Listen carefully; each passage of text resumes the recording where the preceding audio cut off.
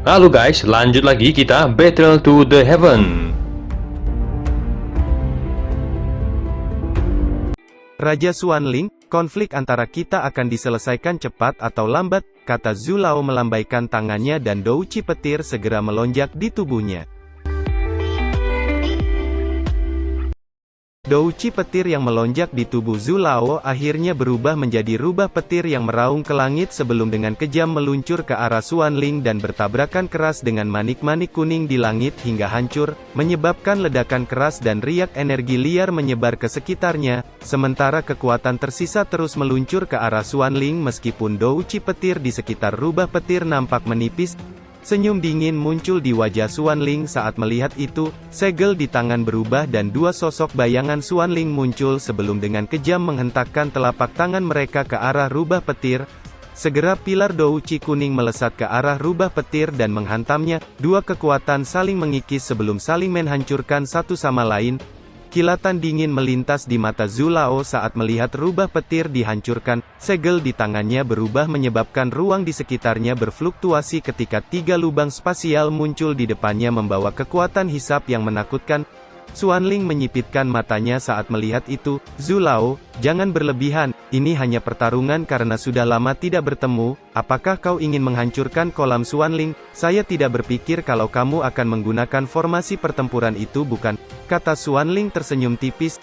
Zhu Lao melambaikan tangannya dan tiga lubang spasial perlahan menghilang. Xuanling, aku tidak berpikir kamu juga akan cepat menyerah, kata Zhu Lao tersenyum tipis. Kamu sebaiknya tidak berlebihan, bagaimanapun saya akan mendapatkannya cepat atau lambat, kata Xuanling berbalik dan melambaikan tangannya. Celah spasial muncul dan dia menghilang ke dalamnya. Zhu Lao di langit sedikit mengerutkan keningnya saat mendengar itu. Zhu tua, apa kamu baik-baik saja? Tanya Xiaoyan muncul di sampingnya. Aku baik-baik saja, apa semua orang sudah di sini? Tanya Zhu Lao sambil menyapu matanya ke arah Mu Ying dan lainnya. Karena semuanya ada di sini, ayo pergi, kata Zhu Lao melambaikan tangannya. Celah spasial muncul dan dia melangkah masuk dengan tenang. Xiaoyan dan lainnya dengan cepat mengikuti. Di satu ruangan besar nampak beberapa sosok sedang berbicara. Saya tidak menyangka orang tua itu belum mati, ini benar-benar di luar dugaanku, kata Xuanling sedikit mengerutkan keningnya. Bagaimana bisa, Zhu tua itu sebenarnya tidak mati, seru pria di samping Raja Xuanling terkejut. Wenzi, kirim orang ke Salomon, minta mereka untuk mengirim bantuan, bersiap untuk menyerang orang tua itu, jika tidak, dia akan mendapatkan apa yang dia inginkan. Selain itu, katakan kalau bajingan Zhu tua ini memiliki kekuatan bintang 9 Doudi, kata Xuanling dengan suara yang dalam. Dimengerti, kata Wenzi mengangguk dan perlahan mundur. Api suci, piton 9 warna, kalian semua akan menjadi milikku, gumam Xuanling dengan kekejaman melintas di matanya. Di satu ruangan paviliun dupa, seorang gadis yang tampak halus perlahan muncul. Dia diam-diam pergi untuk menemukan Xiaoyan yang telah memperoleh tubuh Doudi peringkat 10. Namun tidak dapat menemukannya. Aku baru saja mengalami pertempuran yang begitu sengit, dan aku melewatkannya, kata gadis itu sedikit mengeluh, dan melihat ke kejauhan. Kamu gadis, kompetisi sekte sudah dekat, jadi jangan terburu-buru, kata Liu Ping, wakil ketua paviliun tersenyum. Ayah, biarkan aku keluar dan bermain, tinggal di paviliun dupa ini setiap hari membuatku tercekik, kata gadis itu menggulung tangannya ke lengan Liu Ping dengan manja. Aku akan membiarkanmu keluar, tapi tidak sekarang, tunggu sampai Panatua Zhu membawa mereka kembali, kata Liu Ping. Ini adalah janji, kata gadis itu dengan senang dan perlahan meninggalkan tempat itu. Aku sangat iri padamu karena memiliki anak perempuan seperti itu, kata Suzy perlahan muncul dan melirik gadis lembut yang menghilang. Apa yang membuatmu iri? Gadis ini hanya suka bermain sepanjang hari, jika bukan karena bermain, kekuatannya saat ini akan mencapai level itu, kata Liu Ping menghela napas. Dunia di luar tidak terlalu damai, gadis ini keluar dengan cara seperti ini, itu juga bahaya, kata Suzy.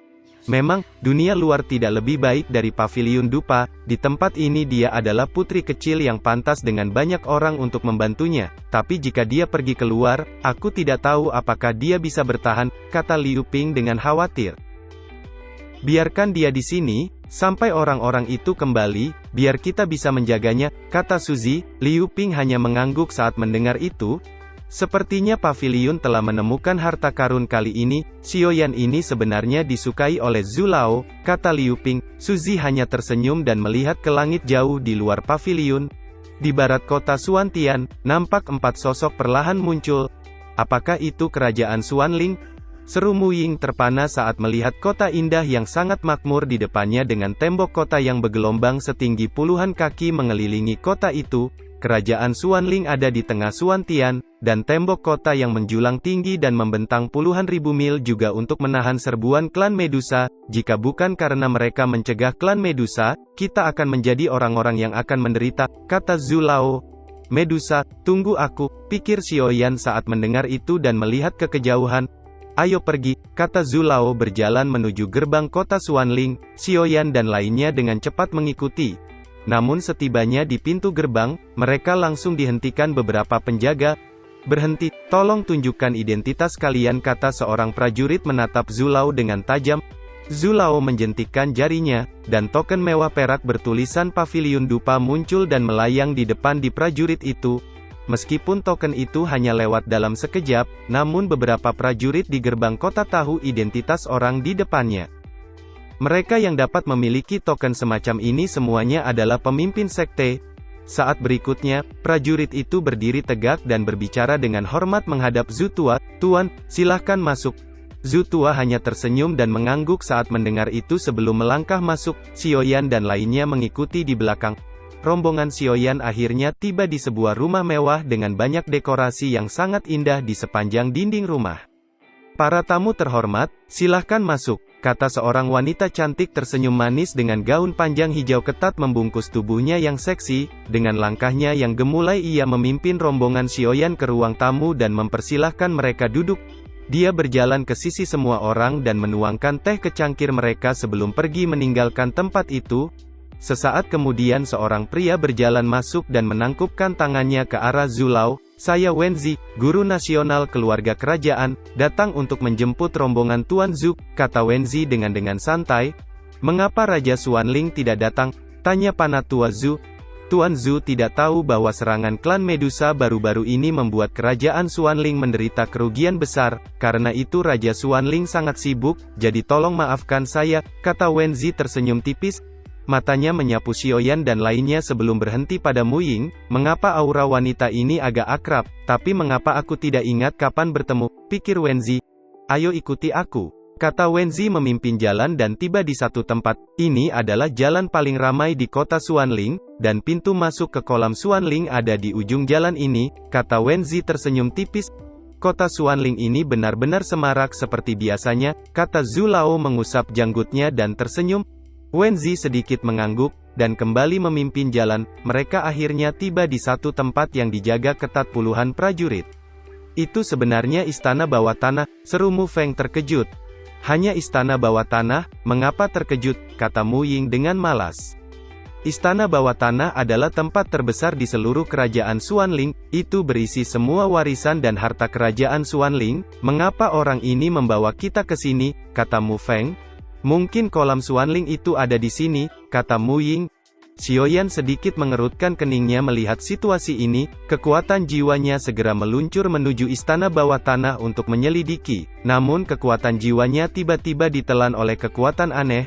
Sesaat kemudian dua sosok pria dan wanita perlahan mendekati kelompok Xiaoyan. Tuan Guru Wenzi telah menunggu lama, kata wanita itu tanpa ekspresi muncul di belakang Wenzi. Kalian datang tepat waktu, kata Wenzi melambaikan kipas besinya dengan lembut. Apakah mereka putra dan putri kesayangan Xuanling, kata Zhu Tua sedikit terkejut. Iya, mereka berdua akan bersama kita memasuki kolam Xuanling, kata Wenzi. Tulang keduanya cukup bagus. Sepertinya pencapaian mereka di masa depan akan cukup besar, kata Zhu Tua tersenyum. Wenzi tersenyum dan mengangguk, karena semua sudah di sini, ayo pergi, kata Wenzi memimpin jalan. Xiaoyan, ingatlah untuk menjaga kekuatan jiwamu, istana bawah tanah bukan sesuatu yang bebas, kata Zhu Tua menoleh ke Xiaoyan. Xiaoyan sedikit mengangguk, sepertinya rahasia istana bawah tanah ini lebih dari yang kubayangkan, pikir Xiaoyan. Di pinggiran istana bawah tanah, ada lapisan penghalang tak terlihat yang mengisolasi istana bawah tanah, membuat Xiaoyan dan lainnya tidak dapat masuk. Di dekat penghalang istana bawah tanah, ada 3 sosok kuat duduk bersila menjaganya dan salah satu dari mereka segera melihat Wenzi.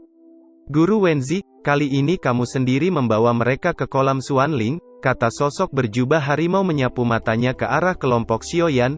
"Iya, Tuan Harimau, Serigala dan Naga, tolong buka penghalangnya," kata Wenzi menangkupkan tangannya. Segel tangan ketiga sosok kuat itu perlahan berubah saat mendengar kata Wenzi. Segera 3 cahaya doci melesat ke arah penghalang dan pintu penghalang perlahan terbuka.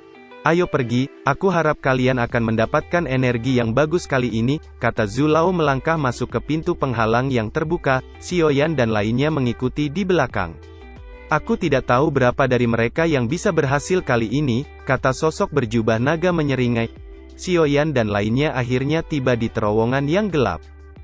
Dengan kedatangan mereka, banyak lampu langsung menyala di sebelah terowongan yang menuju ke bawah.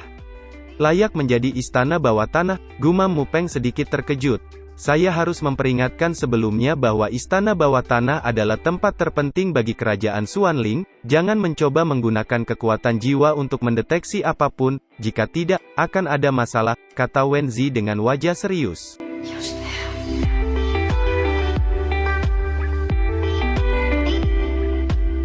Cerita pun selesai, nantikan spoiler selanjutnya guys. Buat yang belum subrek, dibantu subrek yo guys, biar jalan terus spoilernya. Buat yang udah subrek, mudahan dilancarkan rezekinya. See you and ciao.